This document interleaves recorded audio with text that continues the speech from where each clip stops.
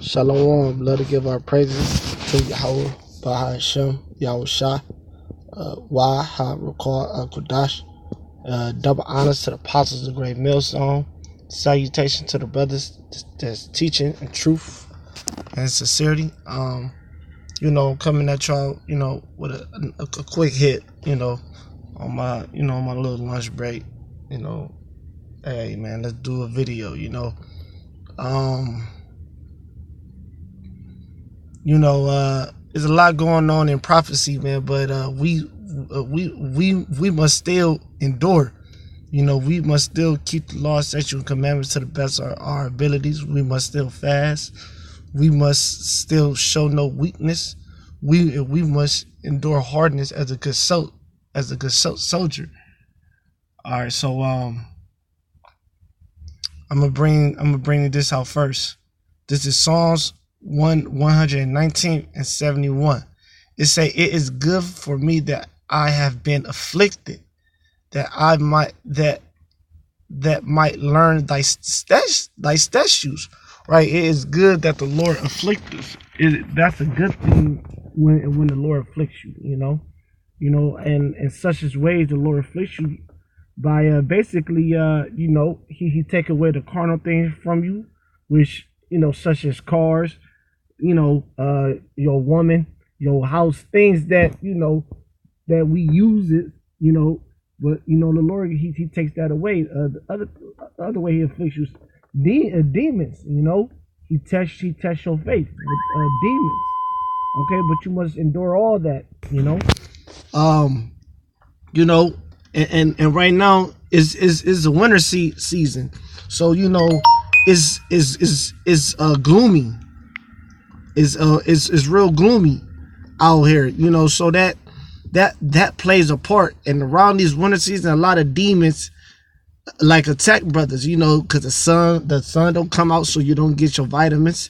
Is a gloomy, everything is gray, so that can affect your mood.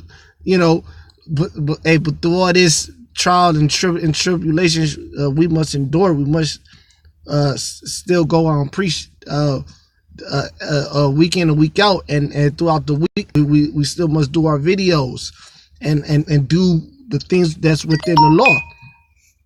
I'm getting texts from brothers now, because we in this group text message, so I already know that they're about to come in like a storm. That's all, but it's all good. It's all through the spirit.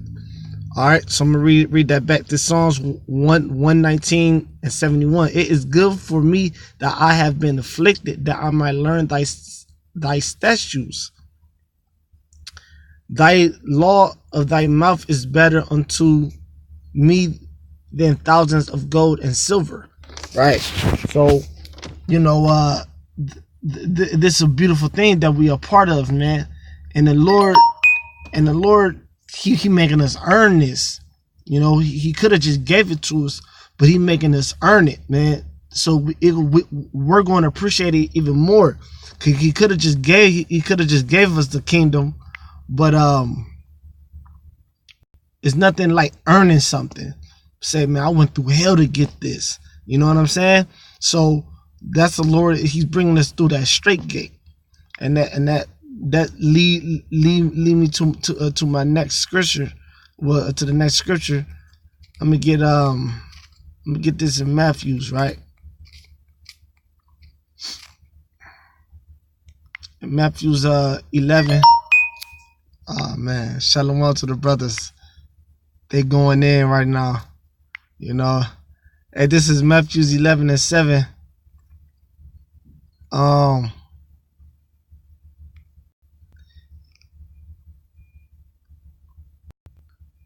Right.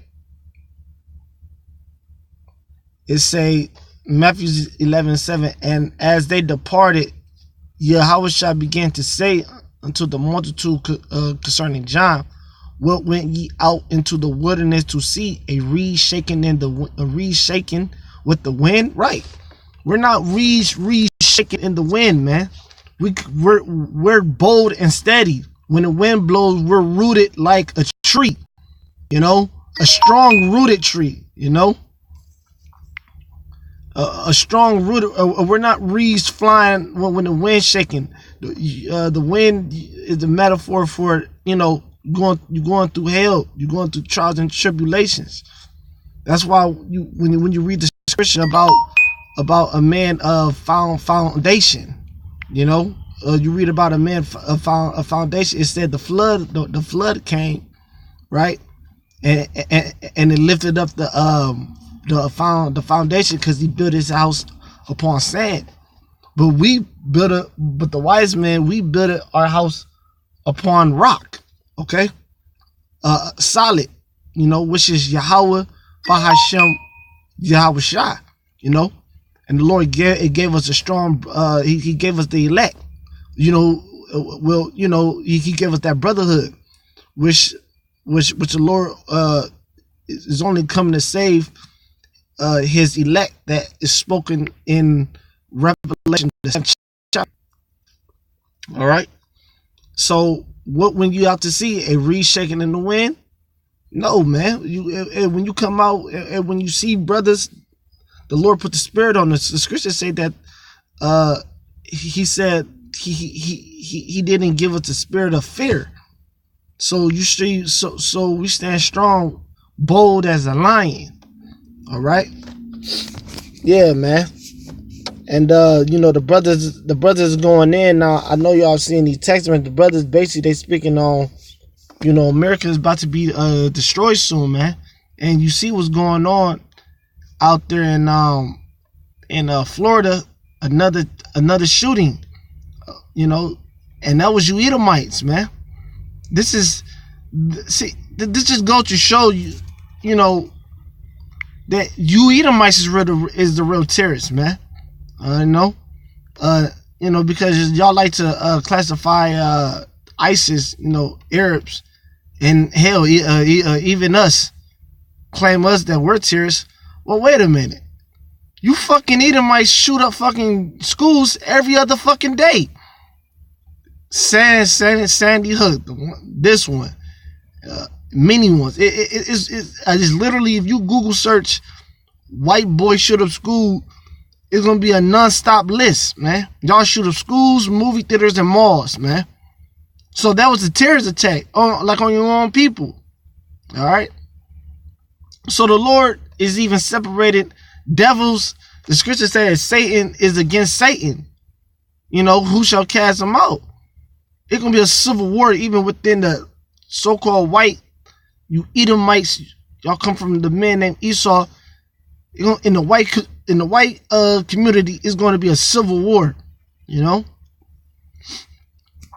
Now I'm get this now in James. Go back to my topic I was speaking on, and this don't waver, brothers, and that's on point, because a lot of brothers is falling out because they seeing prophecy is coming to pass.